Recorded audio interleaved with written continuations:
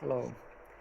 Today I'm gonna replace crank position sensor and I wanna check the signal with scope and measure resistance with multimeter.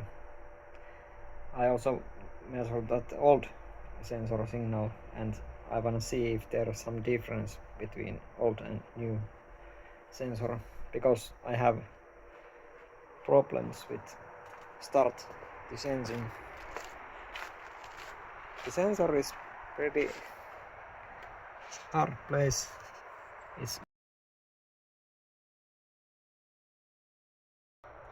It's easy to remove if you can fit your hand there and the screw is not tight. I already opened that one, so that is not tight anymore. The another end is coming below this manifold. Under this there is PMS unit. So this is the PMS unit and this is the crank position sensor cable. And first I'm gonna measure this resistance here. Okay, so the old one resistance is 814 ohms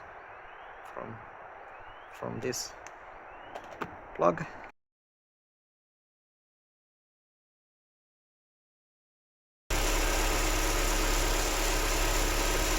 Okay, so this is with old sensor and idling.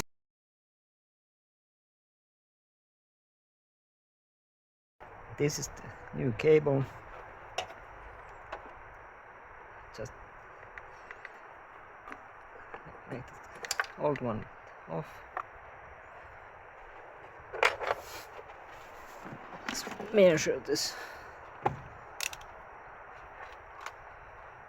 New one, 842.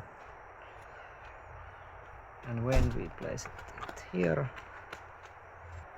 Alright, next we can start this car again and we can see is there any difference in that waveform. So new crank position sensor installed. How it gonna start? It starts good, fine.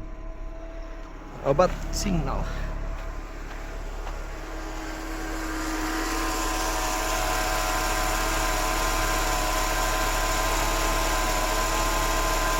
Signal looks about the same, but we need to compare it. I take this just single shot.